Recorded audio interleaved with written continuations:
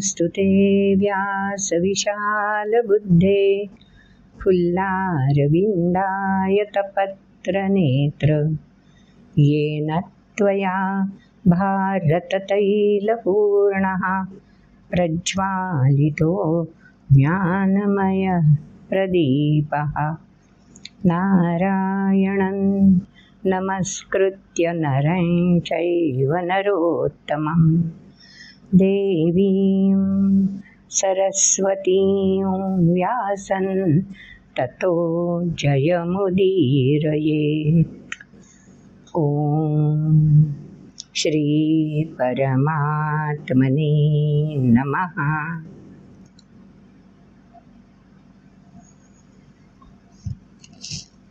13वें अध्याय में हमने प्रकृति और पुरुष के बारे में जान लिया। दोनों अनादि है ये भी समझ लिया। अनादि मतलब सनातन है। उनकी उत्पत्ति कब हुई इसका ही किसी को भी पता नहीं। 10वें अध्याय में खुद परमात्मा ने बता दिया है कि मैंने ही अगर ये सृष्टि उत्पन्न की है, प्रकृति ही मेरे कारण है और मैं ही प्रकृति के कारण हूँ। व्यक्त होने के लिए हम दोनों एक साथ अद्वय होना जरूरी है। ये सब भगवान ने खुद 10वें और 13वें अध्याय में बता दिया है। तो इस तरह से प्रकृति और पुरुष तो अद्वय हो गए। एक दूसरे के बिना व्यक्त होना असंभव है। तो 14वें अध्याय में जो अब हम सुनने जा रहे हैं, 14वें अध्याय में इसी के बारे में भगवान खुद अर्जुन को बताने वाले हैं। क्योंकि 13वें अध्याय में अंतिम श्लोक में भगवान ने बोल दिया, क्षेत्र क्षेत्रज्ञयोरेव मंतनै ज्ञान चक्षुषा भूत प्रकृति मोक्षं च ये विदुर्यान्ति ते परम। भूत प्रकृति मोक्ष, जिसको भी ये प्राप्त करना समझ में आता है उसी को परमात्मा अवगत हो जाता है। तो किससे मुक्ति मिलनी चाहिए? जो व्यक्त भूत मात्र है, व्यक्त शरीर है, उसी व्यक्त रूप में होते हुए प्रकृति से पीछा छुड़ा लेना चाहिए। ऋषि मुनि तो इसीलिए तपश्चर्या करते थे ना। आज भी तपस साधना करने वाले गुरु यही तो प्रयास करते हैं कि शरीर होते हुए भी शरीर का मोह, लोभ, स्पृहा नष्ट हो जाए। इतना आसान तो है नहीं, लेकिन जिसको भी ये करना आता है उसे इस शरीर को चेतना, ऊर्जा प्रदान करने वाला परमात्मा पुरुष प्रत्ययित हो जाता है। तो 14वें अध्याय में पहले ये दोनों का अद्वय हुआ कैसे, प्रकृति और पुरुष का, इसके बारे में बता दिया है। फिर क्षेत्र और क्षेत्रज्ञ अलग क्यों हैं इसके बारे में बता दिया है।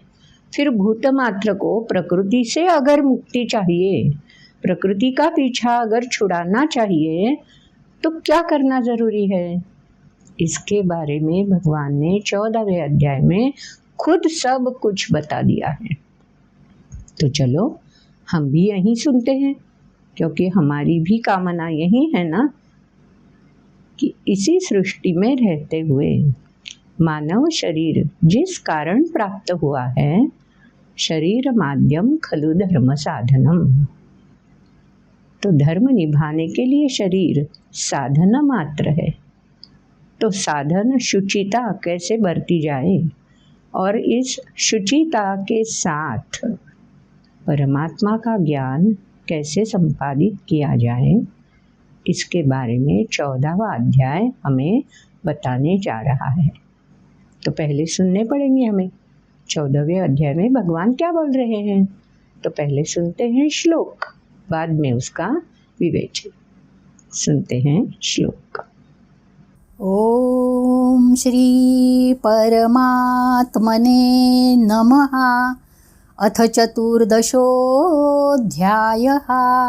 श्रीभगवानुवाच परं भूय प्रवक्ष्यामि ज्ञानानाय ज्ञानमुत्तमं यज्ञात्वा मुनयः सर्वे परां सिद्धिमितो गताः। इदै ज्ञानमुपाश्रित्य मम साधर्म्यमागताः सर्गेऽपि नोपजायन्ते प्रलये न व्यथन्ति च। मम योनिर्महद्ब्रह्म तस्मिन् गर्भं दधाम्यहं सम्भवः सर्वभूतानां ततो भवति भारत। सर्वयोनिषु कौन्तेय मूर्तयः सम्भवन्ति याः तासां ब्रह्म महद्योनिरहं बीजप्रदः पिता। सत्त्वं रजस्तम इति गुणाः प्रकृतिसम्भवाः निबध्नन्ति महाबाहो देहे देहिनमव्ययम्। तत्र सत्त्वं निर्मलत्वात् प्रकाशकमनामयम् सुखसङ्गेन बध्नाति ज्ञानसङ्गेन चानघ। रजो रागात्मकं विद्धि तृष्णासङ्गसमुद्भवम् तन्निबध्नाति कौन्तेय कर्मसङ्गेन देहिनम्। तमस्त्वज्ञानजौ विद्धि मोहनं सर्वदेहिनां प्रमादालस्य निद्राभिस्तन्निबध्नाति भारत।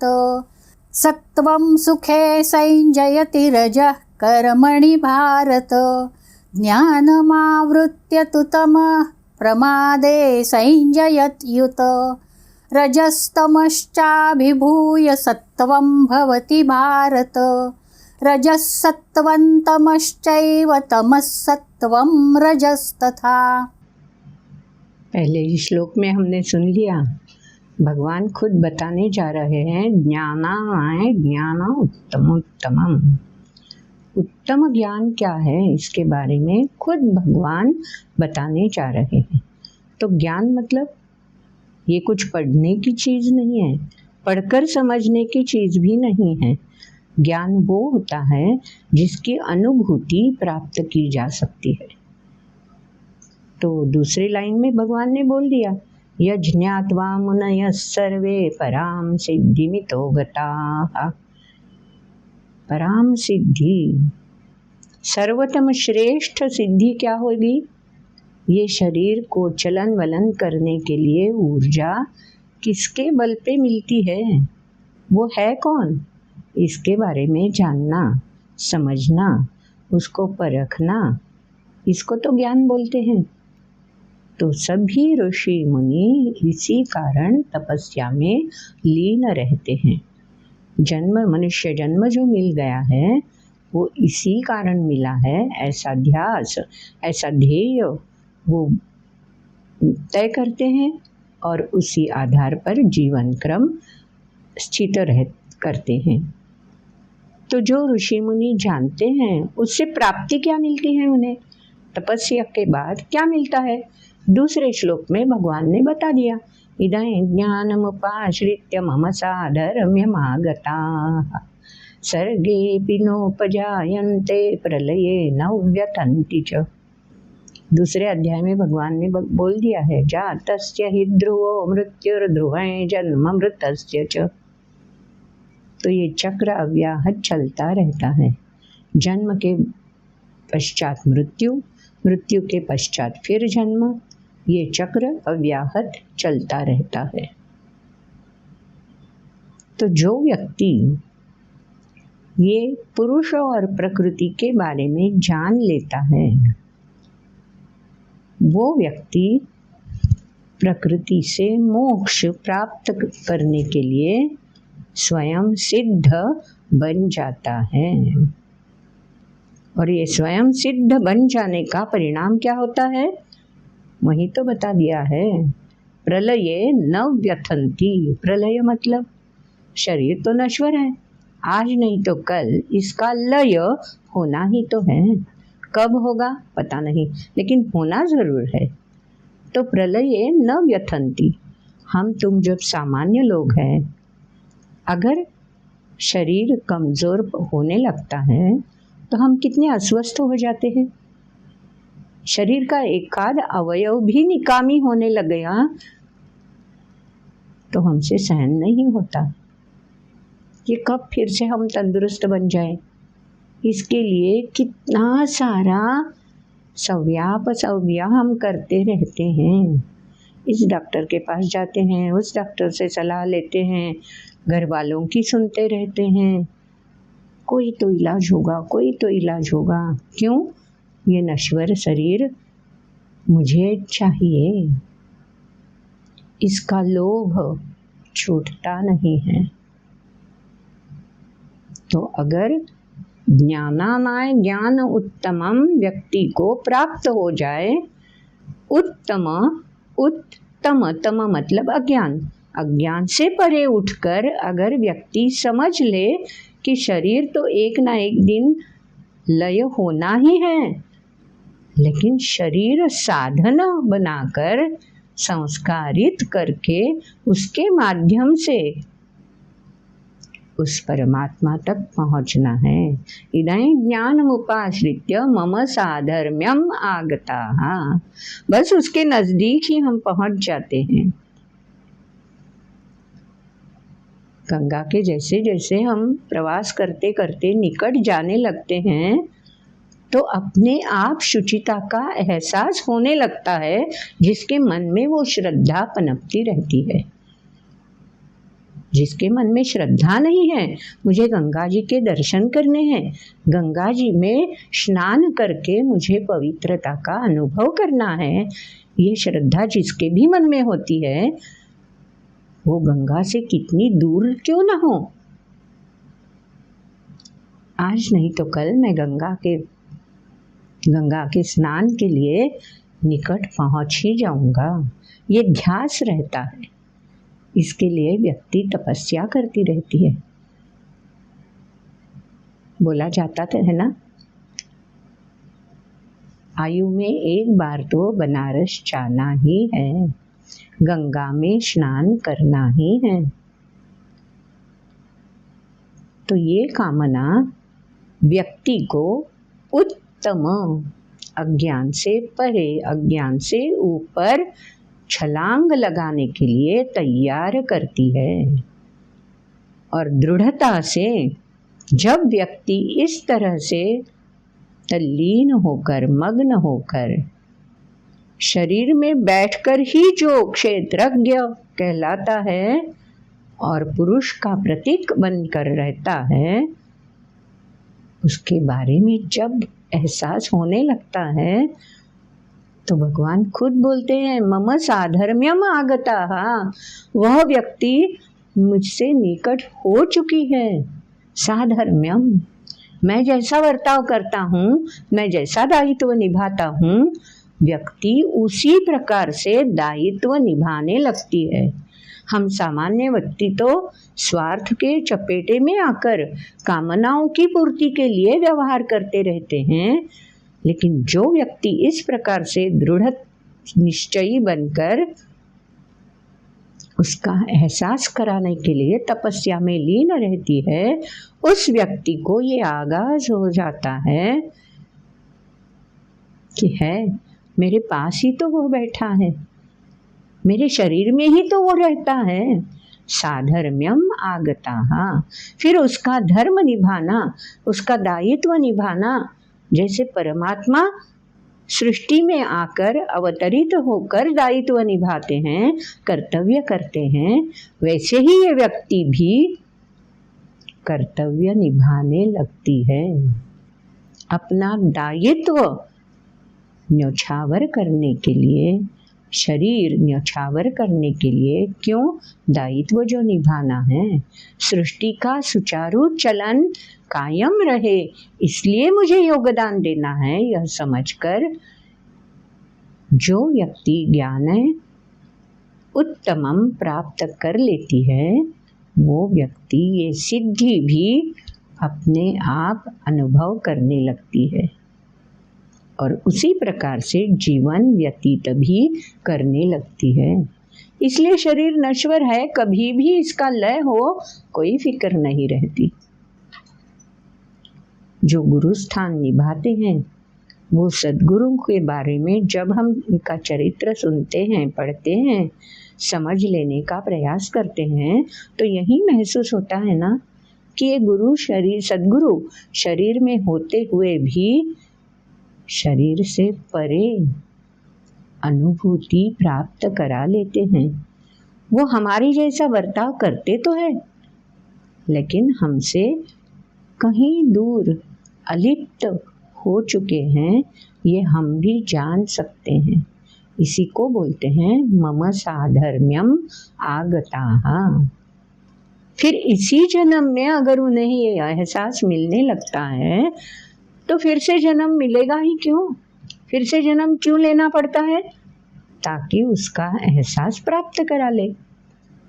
इसी जन्म में अगर वो मिल गया तो दोबारा जन्म लेने की ज़रूरत ही नहीं पड़ेगी। तो वहीं दूसरे श्लोक में भगवान ने बता दिया है। फिर तीसरे श्लोक में भगवान और पुरुष और प्रकृति का अद्वय कैसे स्थापित होता है, इस ज्ञान के बारे में भगवान खुद बता देते हैं। मम योनिर्महद् ब्रह्म तस्मिन् गर्भं दधाम्यहम् संभव सर्वभूतानां ततो भवति भारत। संभव सर्वभूतानां, संभव उत्पन्न हो जाते हैं कौन? सर्व प्राणी मात्र, सर्व मानव गण इसी प्रकार से उत्पन्न होते रहते हैं। ये सृजन करने की क्षमता मैं ही तो तय करता हूँ। कैसे? मम योनिर महद् ब्रह्म तस्मिन् गर्भं दधामि अहम।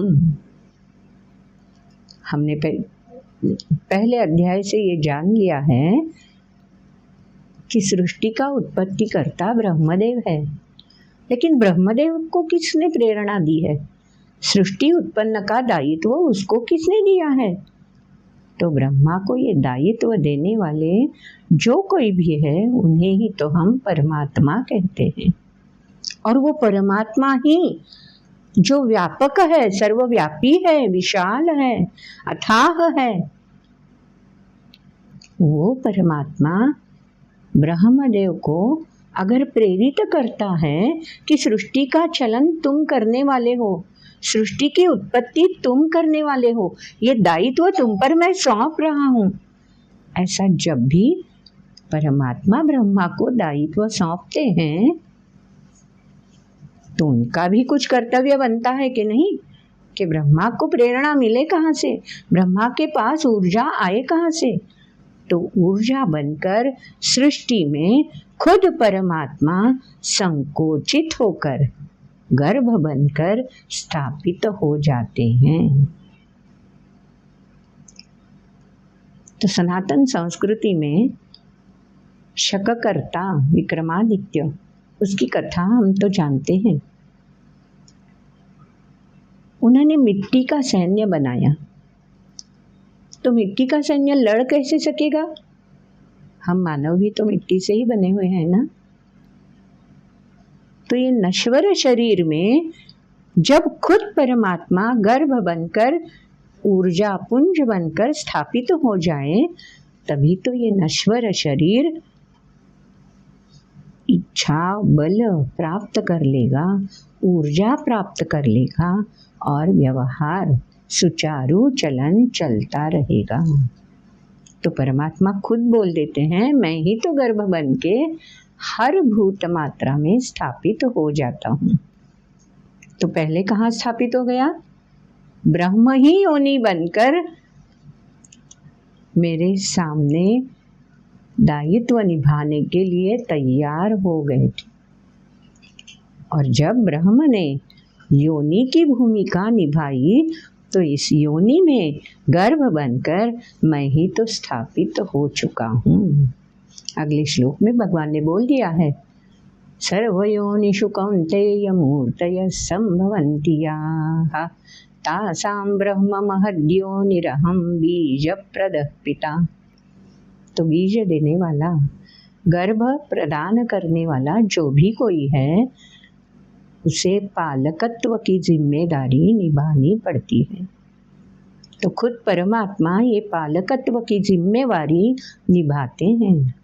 तो हमारी सनातन संस्कृति में पालकत्व का जिम्मा जो भी कोई निभाता है उसको पिता बोलते हैं। तो हम सब के लिए पालकत्व निभाते कौन है? जो भी निभाते हैं सृष्टि का पालक बनकर, उन्हें हम विष्णु कहते हैं। तो विष्णु भूत मात्रा की ही तो देन है। पालकत्व निभाने का जिम्मा जिसने स्वीकार किया वो हमारे लिए देवत्व है, जिनका नाम है विष्णु। तो पिता की भूमिका वही निभाते हैं। तो ब्रह्म समझ में आ गया, पिता स्वरूप विष्णु समझ में आ गए। तो उत्पत्ति करता ब्रह्म है, पालन करता विष्णु है। तो ये दोनों भूमिका साथ साथ में जब काम करने लगेगी तो अव्यक्त रहकर नहीं दायित्व निभाया जा सकता, तो व्यक्त रूप में आना जरूरी है। तो गर्भ को साकार होना आवश्यक है। केवल ऊर्जा पुंज बनकर योनि में स्थापित होने से नहीं काम होगा। तो ये ऊर्जा पुंज लपेटा जाता है किससे? अनादि प्रकृति से। तो प्रकृति भी अनादि है, अथाह है, तो उसे भी लपेटने के लिए, गर्भ को लपेटे में लेने के लिए सहारा लेना पड़ता है। तो प्रकृति कैसे व्यक्त हो जाती है? प्रकृति कैसे सीमित कराती है खुद को? तो वो त्रिगुणों का सहारा लेती है। त्रिगुणों के तो बारे में तो हम जान चुके हैं पहले ही अध्याय में, पहले दूसरे अध्याय से सत्व रज तम इनके बारे में हमने सुना है। तो प्रकृति इन तीनों गुणों को साथ में लेती है और अव्यक्त से व्यक्त लपेटने के लिए ऊर्जा पुंज को बलवत्तर हो जाती है। आसान नहीं है ऊर्जा पुंज को ऐसे सीमित करना, सीमित रखना, व्यक्त रूप में बद्ध करना। तो अगले श्लोक में वही बता दिया है, सत्वं रजस्तम इति गुणा प्रकृति संभवा निबध्नन्ति महाबाहो देहे देहिनम अव्ययम्।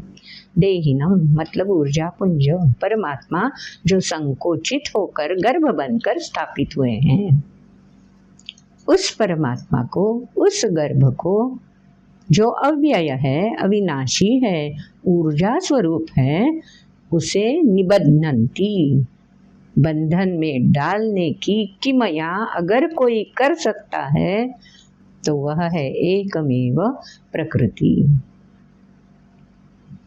वो साकार हो जाती है। तो जब प्रकृति साकार हो जाती है उसको बोलते हैं देहो। तो देह क्या करता है? सीमित करता है, बंदिष्ट करता है। किसको? देहिनम। देहिनम कैसा है? अव्यय। तो अव्यय देहिनम को, संकोचित परमात्मा को, गर्भ को, ऊर्जा पुंज को सीमित करने वाली, व्यक्त स्वरूप में बांधने वाली जो भी है, उसकी ताकत, उसकी बलवत्ता परमात्मा से ज़्यादा हो गई ना, क्योंकि वही तो बंधक बना के रखती है इस परमात्मा को। तो ये प्रकृति किनके आधार पर, किनके बल से ये काम कर सकती है? वो तो है सत्व, रज और तमोगुण। ये तीन अलग अलग गुण हैं, तो इनके बारे में भी बहुत सारी जानकारी हमें मिलनी चाहिए, क्योंकि प्रकृति इनका ही तो आधार लेती है। तो उनकी विशेषताएं क्या हैं? इस अध्याय में हर गुण के बारे में, उनकी विशेषताओं के बारे में सविस्तर से हमें बताया गया है। तो अगला श्लोक सत्वगुण के बारे में बताता है, कैसा है ये सत्वगुण। फिर रजोगुण के बारे में बताता है, फिर तमोगुण के बारे में बताता है। तो इन तीनों में कौन सा गुण ऐसा है जो हमें परांगतिम तक ले जा सकता है, साधर्म्य प्राप्त करा सकता है। ये जानने के लिए उत्सुक है ना हम। तो चलो एक एक गुण के बारे में समझते हैं। तो पहला सत्व गुण। सत्व गुण के बारे में क्या बता दिया है? तत्र सत्वं निर्मलत्वात् प्रकाशकमनामयम् सुख संगेन बध्नाति ज्ञान संगेन चानघ। जो अनघ अनघ निष्पाप है अर्जुन। अर्जुन के मन में उत्सुकता तो है, परांगतिम पहुंचने का, उसका एहसास प्राप्त कराने की चाह तो है, लेकिन निष्पापता से अर्जुन भगवान से ही ये सब जानना चाहते हैं, क्योंकि मैं इस काबिल नहीं हूँ कि मेरी साधना, मेरी तपस्या मुझे वहाँ तक पहुँचाएगी। ये अर्जुन जानता है, इसलिए वो अनघ है, निष्पाप है। तो अर्जुन को भगवान ने बता दिया है, देखो भाई सत्व गुण जो है ना, निर्मलत्वात्, निर्मलत्व है। निर्मलता अलग होती है। निर्मल ये तो विशेष गुण है। निर्मलता मतलब बार बार उसके बारे में हम समझ सकते हैं, जान सकते हैं। और निर्मलत्व क्या होता है? वृत्ति में स्थापित हो जाता है। तो वृत्ति कैसे प्रतीत होती है? आचरण से, व्यवहार से। विविध क्रिया जब मानव करता है तो उन कर्मों के आधार से, उन क्रियाओं के माध्यम से अगर निर्मलत्व प्रकाशित होता है तब सत्व गुण प्रभावी है, ऐसा जान सकते हैं। तो हमारा कर्म ऐसा होना चाहिए कि जो निर्मलत्व प्रकाशित करता रहे। लेकिन ऐसा निर्मलत्व अगर प्रकाशित होने लगे तो उसमें भी एक धोखा संभव है। सुख संगेन बध्नाति ज्ञान संगेन। तो जैसे जैसे निर्मलत्व स्थायी स्वरूप प्राप्त करता है ना, तो व्यक्ति अनायासी ज्ञान की संगी बन जाती है। ज्ञान चरम सीमा तक प्राप्त कराने के लिए उद्युक्त रहती है। और जैसे जैसे ज्ञान प्राप्त होने लगता है तो अनायासी मान मरातब प्राप्त होने लगता है, आनंद का एहसास बढ़ने लगता है। और ये आनंद का एहसास बार बार प्राप्त हो, मान सम्मान हर बार मिलता रहे, इसकी चाह बढ़ने लगती है। तो बस निर्मलत्व संकोचित होने लगता है। परमात्मा संकोचित हो जाते हैं तो गर्भ बन जाते हैं। प्रकृति संकोचित हो जाती है त्रिगुणों का सहारा लेकर, तो व्यक्त रूप शरीर बन जाता है। सत्व गुण जब इस तरह से निर्मलत्व प्राप्त कराने पर आनंद का एहसास और ज्ञान की प्राप्ति कर लेता है, तो वो भी धीरे धीरे संकोचित होकर बंधन में पड़ जाता है। तो सत्व गुण भी हमें बंधन में डालने वाला होता है। अब रजोगुण क्या करता है? अगले श्लोक में वो भी बता दिया है। सत्व गुण के बारे में और भी बताते हैं भगवान, लेकिन एक बार तीनों की मूलतः ओलख तो पहचान तो हो जाए, सत्व रज और तम गुण की, फिर हर एक गुण के बारे में और विशेषताएं हम जानेंगे। तो अब रजोगुण कैसे पहचाना जाए? रजो रागात्मकं विद्धि तृष्णा संग समुद्भवम् तन्निबध्नाति कौन्तेय कर्म संगेन देहिनम्। बस कर्म संग, संग मतलब आसक्ति। मुझे ये पाना है, वो पाना है, मुझे ये प्राप्त कराना है, अरे वो अच्छा है, क्यों ना मैं वो प्राप्त कर लूं। इस तरह से व्यक्ति इधर उधर वहाँ यहाँ बस भाग दौड़ करती रहती है। आजकल पूरे जग में इसी का तो प्रत्यय मिलता है ना। जो भी मिलता है कम है, और चाहिए और चाहिए। तृष्णा संग समुद्भवम्, तृष्णा खत्म ही नहीं होती। तो तो तृष्णा जितनी भी बढ़ती जाती है उतना ये रजोगुण और बलवत्तर हो जाता है।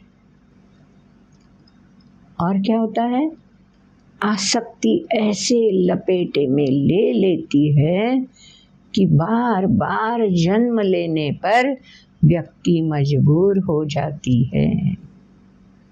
प्रलयेन व्यथन्ति च सर्गेपि नोपजायन्ते, ये प्राप्त करने के बजाय शरीर साधन मात्र है, उसका उपयोग उसलिए वो सिद्धि प्राप्त कराने के लिए करना चाहिए, इसके बजाय आसक्ति और तृष्णा और बढ़ती जाती है। जैसा रजोगुण बलवत्तर हो जाता है तो काम क्रोध तीसरे अध्याय में बता दिया है ना, काम ऐश क्रोध ऐश रजोगुण समुद्भवा। तो कामना बढ़ती जाती है, कामना पूर्ति नहीं होती तो क्रोध बढ़ता, बस और फिर जन्म फिर जन्म फिर जन्म, बस फेरे लगाता रहता है व्यक्ति। और तमोगुण के बारे में क्या बता दिया है अगले श्लोक में, वही हमने सुन लिया। तमस्त्वज्ञानजं विद्धि मोहनम सर्वदेहिनां प्रमादालस्य निद्राभिस्तन्निबध्नाति भारत। अब भारत बोला है, पहले वाले श्लोक में महाबाहो बोला है।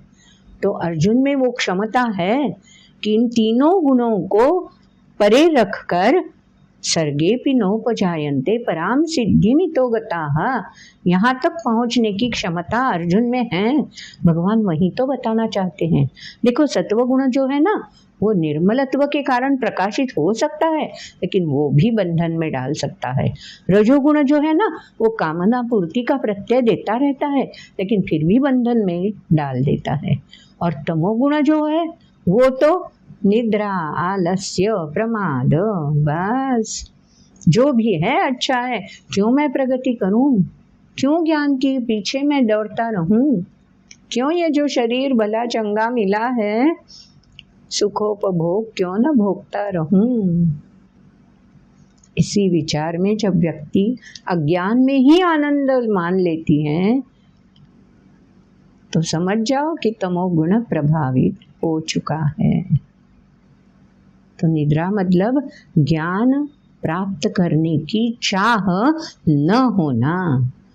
ज्ञान जैसी कोई चीज है और वो प्राप्त करने के लिए मुझे ये शरीर मिला है, इसके बारे में ही अनजान रहना, उसको बोलते हैं निद्रा।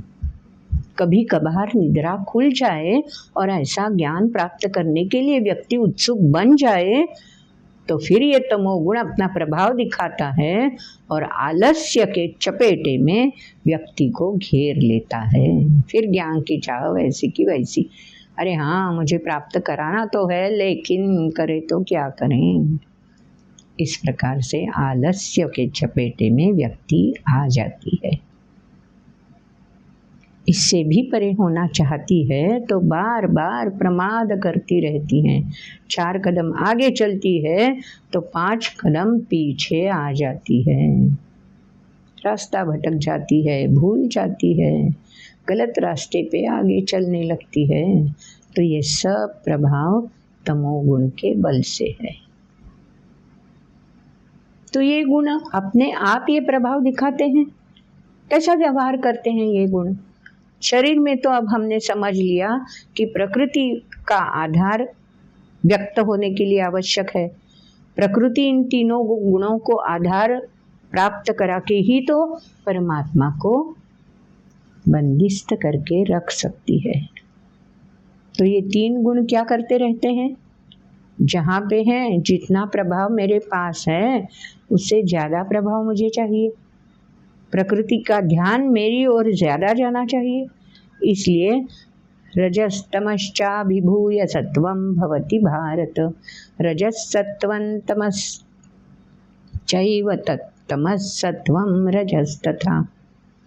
बस ये तीनों गुण एक दूसरे खींचतान में लगे रहते हैं। कभी रजोगुण बलवान हो जाता है, कभी तमोगुण बलवान हो जाता है, तो कभी सत्वगुण अपना प्रभाव दिखाने लगता है। ये तीनों के प्रतीक रामायण काल से हैं। हाँ, कौन है ये तीनों गुणों के प्रतीक? रजोगुण का प्रतीक है साक्षात रावण। अभी तो रामनवमी हुई है ना कल। तो रामायण में रावण, कुंभकर्ण और विभीषण, ये तीनों कोई व्यक्ति नहीं है, ये तीनों वृत्ति है, वृत्ति के प्रतीक है। तो विभीषण कौन सी वृत्ति का प्रतीक होगा? सत्व गुण जहाँ बलवत्तर है, निर्मलत्व जिसका स्थायी भाव है, उसका प्रतीक है विभीषण। इसीलिए तो वो युद्ध करने से पहले ही, युद्ध आरंभ होने से पहले ही श्री राम की शरण में आ जाते हैं, क्योंकि निर्मलत्व स्थायी भाव है। तो विभीषण निर्मलत्व का प्रतीक है। तो रामायण इसीलिए पढ़ना चाहिए।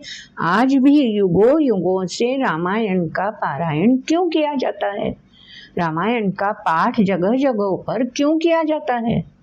ताकि हम भी विभीषण के निर्मलत्व को जान सके, वहां तक पहुंचने के लिए प्रयास करते रहें।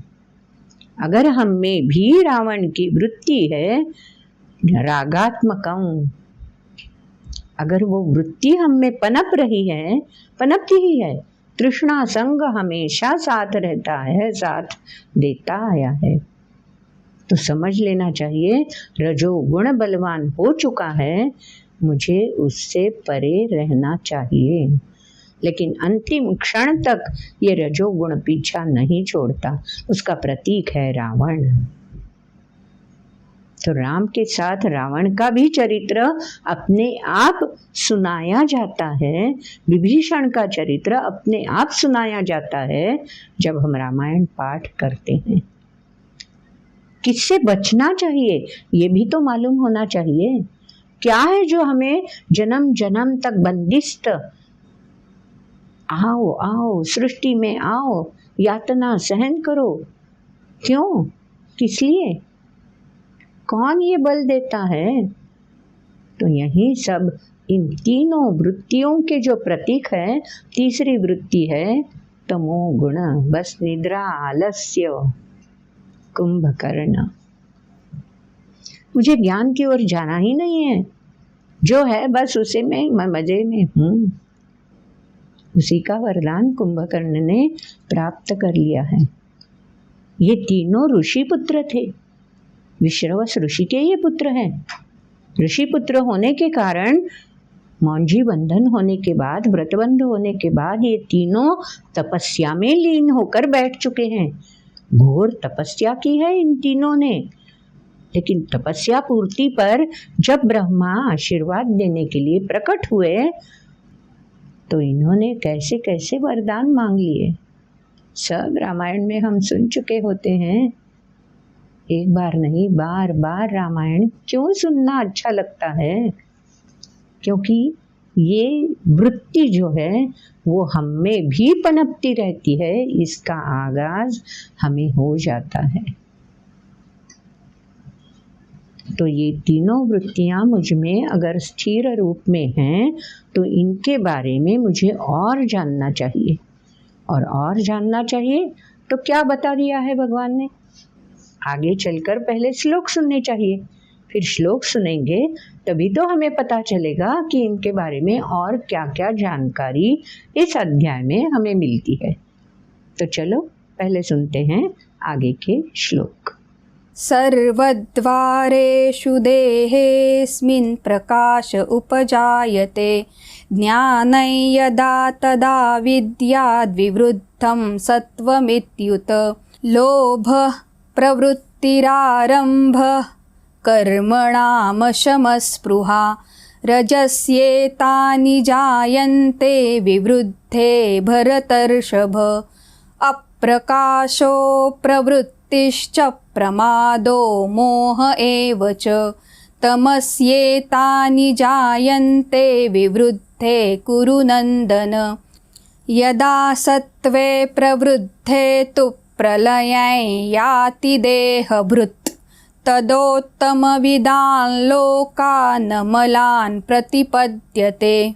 रजसि प्रलयं गत्वा कर्मसङ्गिषु जायते, तथा प्रलीनस्तमसि मूढयोनिषु जायते। कर्मणः सुकृतस्याहुः सात्विकं निर्मलं फलं, रजसस्तु फलं दुःखमज्ञानं तमसः फलं।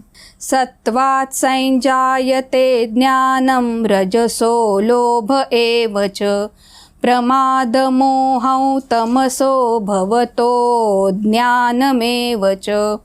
ऊर्ध्वं गच्छन्ति सत्त्वस्था, मध्ये तिष्ठन्ति राजसाः, जघन्यगुणवृत्तिस्था अधो गच्छन्ति तामसाः। नान्यं गुणेभ्यः कर्तारं यदा द्रष्टानुपश्यति, गुणेभ्यश्च परं वेत्ति मद्भावं सोऽधिगच्छति। गुणानेतानतीत्यत्रीन् देही देहसमुद्भवान्, जन्म मृत्युजरा दुःखैर्विमुक्तो मृतमश्नुते। अर्जुन उवाच कैर्लिङ्गैस्त्रीन् गुणानेतानतीतो भवति प्रभो, किमाचारः कथञ्चैतां स्त्रीन् गुणानतिवर्तते। श्लोक तो हमने सुन लिए। अब हर एक गुण का प्रभाव जीवन भर कैसे प्रतीत होता है, इसके बारे में हम जान सकते हैं। पहले ही श्लोक में हमने सुन लिया, सर्वद्वारेषु देहेऽस्मिन् प्रकाश उपजायते, ज्ञानं यदा तदा विद्याद्विवृद्धं सत्वमित्युत। सत्वम इति उत। सत्वगुण जब प्रभावी हो जाता है, बलवान हो जाता है, तो अनायासी व्यक्ति के जीवन में आनंद विभोरता प्रतीत होने लगती है। व्यक्ति जिसके भी सानिध्य में होगी, अनायासी बाकी लोगों को भी ऊर्जा प्रदान कर सकती है। तो ऊर्जा संपन्नता अनायासी दूर दूर तक फैलने लगती है।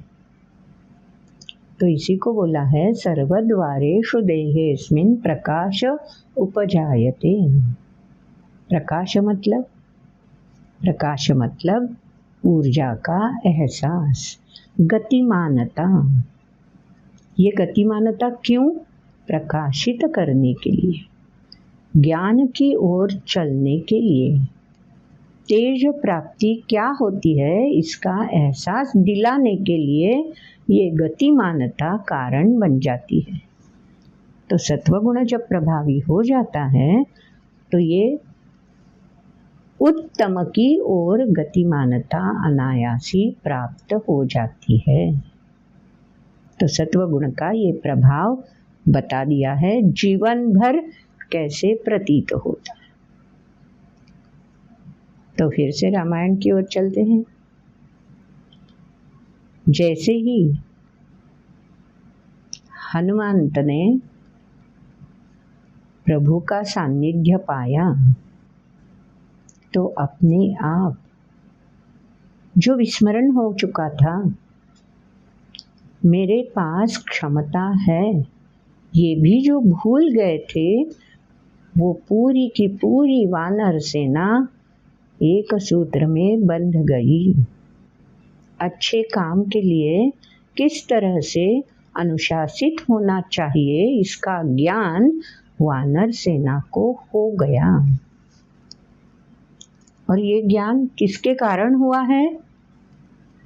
केवल सत्व गुण का प्रभाव जिनमें है, उन श्री राम के कारण है। ये भी महसूस होने लगा। तो सत्व गुण जब प्रभावी हो जाता है तो अनायासी इस तरह से विज्ञान और ज्ञान साथ साथ प्रकाशित होने लगते हैं। जीवन में समृद्धता अपने आप पनपने लगती है। और अगर रजोगुण प्रभावी बन जाए तो अगले श्लोक में वो भी बता दिया क्योंकि तृष्णा संग समुद्भवम, तृष्णा बढ़ती रहती है ना, आसक्ति, लालसा, स्पृहा बढ़ती रहती है, तो रजोगुण प्रभावी हो चुका होता है। तो जीवन भर ये व्यक्ति कैसे बर्ताव करती है? देखो, एक आध व्यक्ति अगर डॉक्टर बन चुकी है तो डॉक्टरी पेशा स्वीकारने पर दायित्व क्या होता है? जैसे भी कोई पेशेंट सहायता मांगने के लिए आ जाता है तो उसकी सहायता करना ज़रूरी है ना पहले। लेकिन अगर रजोगुण प्रभावी हो जाता है तो वो डॉक्टर क्या सोचता है? अरे मैंने इतना सारा पैसा खर्च किया है ज्ञान संपादन करने के लिए, डिग्री क्या ऐसे थोड़ी ही हासिल होती है, कितना खर्चा उठाना पड़ता है, तो इतना सारा खर्चा मैंने किया है।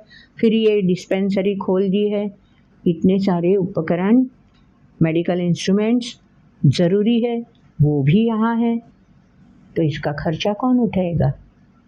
तो पेशेंट आया ज़रूर है, लेकिन उसकी सहायता करने से पहले मैं उससे बिल के बारे में पूछूंगा, क्या वो दे सकता है कि नहीं दे सकता है, कब देने के लिए तैयार है। तो रजोगुण प्रभावी बनने पर सेवा भावी वृत्ति डॉक्टर की होनी चाहिए। वो ना रहते हुए डॉक्टर पहले व्यापारी जैसा बर्ताव करता है। देखो भाई, मैं तुम्हें एडमिट तो कर लूँगा, लेकिन इतना खर्चा तो करना पड़ेगा। अगर तैयार हो तो बोलो, फिर ट्रीटमेंट तुरंत शुरू कर देते हैं। तो मिलते हैं ना ऐसे कई डॉक्टर आजकल। तो ये डॉक्टर किस गुण से प्रभावी है? रजोगुण से। तो बता दिया है, लोभ प्रवृत्तिरारंभ कर्मणाम शम स्पृहा।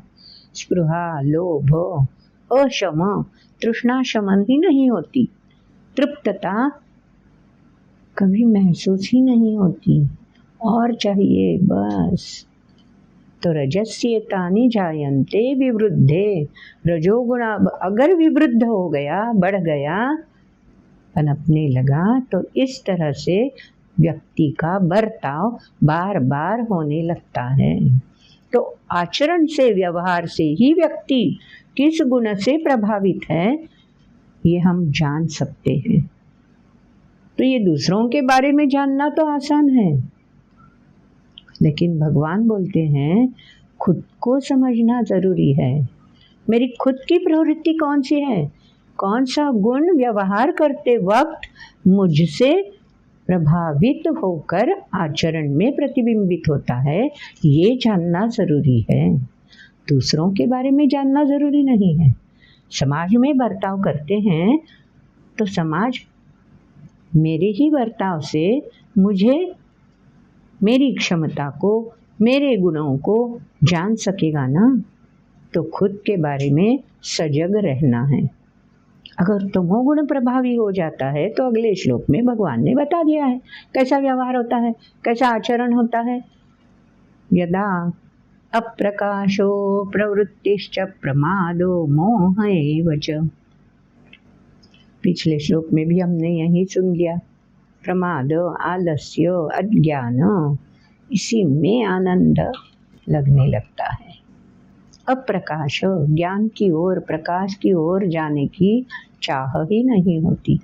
इसीलिए तो हमारी संस्कृति में प्रार्थना है, उपनिषदों में प्रार्थना है, तमसो मां ज्योतिर्गमय, प्रकाश की ओर मुझे जाना है।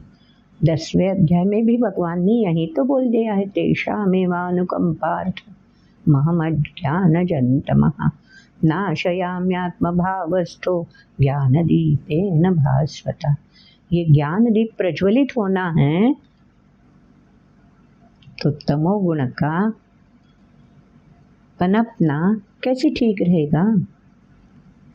तो यही हमें जानना चाहिए, व्यवहार करते वक्त, दायित्व निभाते वक्त, या कोई भी रोज़मर्रा का आचरण करते वक्त कौन सा गुण प्रभावी होता है और आचरण से प्रतिबिंबित होता है, ये जान लेना बहुत ज़रूरी है। क्यों? क्योंकि अंतिम समय में फलित क्या मिलेगा? अगर सत्वगुण अंतिम क्षण प्रभावी होगा, अंतिम क्षण कब होगा जानता नहीं है कोई भी। अंतिम क्षण है तो जरूर, क्योंकि मानव नश्वर है, देह तो नश्वर है। तो अंतिम क्षण में अगर सत्व गुण प्रभावी हो जाए, बलवान हो जाए, ऐसा थोड़े ही ना होता है। चलो अब अंत समय आ चुका है, मैं भगवान का नाम लेता हूँ ताकि मुझे मुक्ति मिल जाए, ऐसा होता तो नहीं है। भागवत में अजामिल की कथा जरूर है, लेकिन अजामिल ने अंत में भगवान का नाम लिया तो उसे मुक्ति मिल गई, ऐसा उस कथा का मतलब है ही नहीं। वो कथा प्रतीकात्मक है। अंत में भगवान का नाम मुंह में अगर आना है तो पहले से वो वृत्ति पनपनी चाहिए ना। तो वृत्ति जब स्थिर होगी तभी तो अंतकाल में भगवान का नाम मुख पे आ जाएगा। मीरा के भजनों में वही सुनते हैं ना, संतों ने यही तो बता दिया है ना, बार बार माला जपनी चाहिए। जप यज्ञ सबसे महत्वपूर्ण है, 10वें अध्याय में बोल दिया है ना भगवान ने खुद। तो अगर अंतिम क्षण में सत्व गुण प्रभावी होना चाहिए तो भगवान ने यदा सत्वे प्रवृद्धे तो प्रलय याति देहभृत। देहभृत मतलब देहधारी व्यक्ति को अगर मृत्यु आ भी जाती है, कब? सत्व गुण प्रभावी होने पर। तो क्या होता है? तदोत्तम विरालोकान अमलान प्रतिपद्यते। अमलान निर्मलत्व वृत्ति में जो स्थापित है वही अंतकाल में भी प्रतीत होगा और अगले जन्म में फिर वही फलित बनकर, प्राक्तन बनकर हमारे पास संचित बनकर आ जाएगा। तो सत्वगुण प्रभावी हो तो भी आना तो पड़ता है, सृष्टि में फिर से जन्म लेना तो है ही, क्योंकि त्रैगुण्य विषया वेदा, 3 गुणों से परे अगर व्यक्ति हो जाए तभी तो फिर इस सृष्टि में आना जाना नहीं रहेगा। लेकिन सत्वगुण अगर प्रभावी है तो उत्तम लोकान, स्वर्गलोक जो हम बोलते हैं ना बोली भाषा में, तो स्वर्गलोक का निवास उसे नसीब होता है। रजोगुण अगर अंतकाल में प्रभावी हो जाए, अंतिम क्षण में लोभ है, तृष्णा है, खत्म ही नहीं होती कामना, तो क्या होगा? अगले श्लोक में वो भी भगवान ने बता दिया, रजसि प्रलयं गत्वा कर्म संगीषु जायते। कर्म संगीषु, वो तृष्णा तृप्त तो करानी है, तो वो तृप्त करनी है तो फिर से जन्म लेना पड़ेगा, बार बार आना पड़ेगा। तो रजोगुण प्रभावी है तो समझो फेरे तो लगाने हैं। और अगर तमोगुण बढ़ जाए तो अंतकाल में वो भी बता दिया, तथा प्रलीनस्तमसि मूढ़ योनिषु जायते। अब उस प्रश्न का उत्तर हमें मिल जाता है। कौन से प्रश्न का? 84 लक्ष्य योनि जो सृष्टि में दिखाई देती हैं, वो अलग अलग क्यों दिखाई देती है? प्रश्न तो मन में आता ही है ना, सिर्फ मानव ही मानव क्यों नहीं है? तो अगले जन्म में मूढ़ योनिषु जायते, जो भी योनि सिर्फ भोग के लिए है, उस योनि में मानव जन्म प्राप्त होने पर भी जो व्यक्ति तमोगुण में ही लिप्त रहती है अंतिम काल में, तो वो व्यक्ति स्वाभाविक है कि अगले जन्म में फिर मानव कैसे बन सकेगी? जड़त्व में है तो जड़त्व से ही जुड़ जाएगी। तो भोग योनि में अनायास ही वो व्यक्ति फिर से जन्म लेगी। तो भोग योनि कौन कौन सी है? सब पशु पंछी वनस्पति सब सब सब भोग योनि ही तो है। तो चलो समझ में तो आ गया कि अंतिम क्षण तमोगुण का प्रभाव नहीं होना चाहिए। तो उसके लिए कुछ ना कुछ तो प्रबंध करना पड़ेगा। तमोगुण का जैसे नहीं चाहिए प्रभाव, वैसे रजोगुण का भी नहीं चाहिए, क्योंकि रजोगुण भी क्या करता है, बार बार जन्म लेने पर हाँ अच्छा मूढ़ योनि तो नहीं मिलेगी, लेकिन सुख के बाद दुख, दुख के बाद सुख भोगना तो पड़ेगा ही ना। तो ये दुख भोगना किसको अच्छा लगता है? तो चलो रजोगुण भी नहीं चाहिए प्रभावी अंतिम क्षण में। अच्छा तो चलो सत्वगुण निर्मलत्व स्थायी रूप से स्थापित हो, इसलिए जीवन भर प्रयास करते रहेंगे। ये तो समझ में आ गया। यही भगवान ने अगले श्लोक में बता दिया है, ऊर्ध्वं गच्छन्ति सत्वस्था मध्ये तिष्ठन्ति राजसाः जघन्य गुणवृत्तिस्था अधो गच्छन्ति तामसाः। अधो गच्छन्ति, छठे अध्याय में भगवान ने बोल दिया है ना, उद्धरेदात्मनात्मानं आत्मानम् अवसादयेत्। अवसादयेत् अधोगति कौन प्राप्त करा देता है? भगवान तो कुछ नहीं करते, वो तो गर्भ बनकर स्थापित हो चुके हैं। प्रकृति ने ही तो उन्हें बंधन में डाल दिया है, तो बंधन में रहते हुए वो क्या कर सकते हैं? वो तो अलिप्त हो गए। तो परमात्मा तो कुछ नहीं करते, वो साक्षी रहते हैं। उपद्रष्टा अनुमंता च भर्ता भोक्ता महेश्वर। बस साक्षीभूत होकर जो भी करना है स्वतंत्रता दी हुई है। तो मानव को ही प्रयास करना, इसीलिए तो ऋषि मुनि तपश्चर्या करते हैं, जप जाप्य इसीलिए तो करने हैं, मंदिरों के चक्कर काटना इसीलिए तो जरूरी है। लेकिन मंदिर में जाएं और फिर से हम भोग ही मांगे तो क्या फायदा मंदिर में जाकर? वो तो ऐसे भी सुख के भोग या दुख के भोग वो तो नसीब में है ही। तो बोल दिया ऊर्ध्वं गच्छन्ति सत्वस्था, प्रगति की ओर सत्व गुण में अगर स्थापित हो तो ले जा सकते हैं खुद को। रजोगुण में प्रभावी हो तो बस यहीं पे रेंगना पड़ेगा, और तमोगुण में हो तो भोग योनि में प्रवेश निश्चित है। तो अब भगवान बता देते हैं अगले श्लोक में क्या बता दिया भगवान ने, गुणानेतानतीत्यत्रीन् देहि देह समुद्भवान्। देह समुद्भवान, देह के साथ ये जो त्रिगुण अपने आप प्राप्त हो ही चुके हैं, हम नकार नहीं सकते हैं। एतान त्रीन गुणान अतीतः जाना जरूरी है। तो ये किसको शक्य है? कौन ये संभव कर सकता है? बता दिया भगवान ने। और क्यों जरूरी है इन तीन गुणों के परे होना? जन्म मृत्यु जरा दुःखैर्विमुक्तो अमृतम अश्नुते। अमृतम अश्नुते, अमृतम मतलब सृष्टि में बार बार चक्र में फंसकर ना आना पड़ेगा, उसी को तो बोलते हैं अमृत। इसी जन्म में ज्ञान का सहारा मिल जाता है। 12वें अध्याय में भगवान ने ये तो धर्म्यामृतमिदं यथोक्तम पर्युपासते। धर्म्य मतलब दायित्व, शरीर है तो दायित्व ऐसे निभाना कि अमृत की प्राप्ति हो जाए।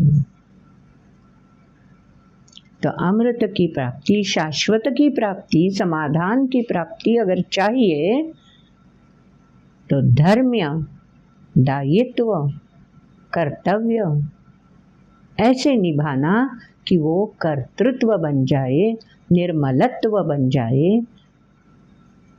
तो स्वाभाविक है, हाँ मुझे भी जन्म मृत्यु जरा इस दुख में नहीं पड़ना है। तो अर्जुन सोच में पड़ गया, हाँ तुमने ये बता दिया वो तो सच है। हर एक को ऐसा क्यों लगेगा कि मैं सुख दुख झेलता रहूं, बार बार यहाँ आता रहूं, इस चक्र में लपेटे में घुसता जाऊं? हर एक को चाहिए ना गुणों से परे हो जाऊं।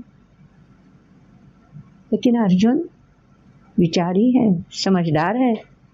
अर्जुन भगवान से पूछते हैं, कैर्लिंगै स्त्रीन् गुणानेतानतीतो भवति प्रभो प्रभु बोला है अर्जुन ने, भगवान नहीं बोला है, मधुसूदन नहीं बोला है, कृष्ण नहीं बोला है, प्रभु बोला है।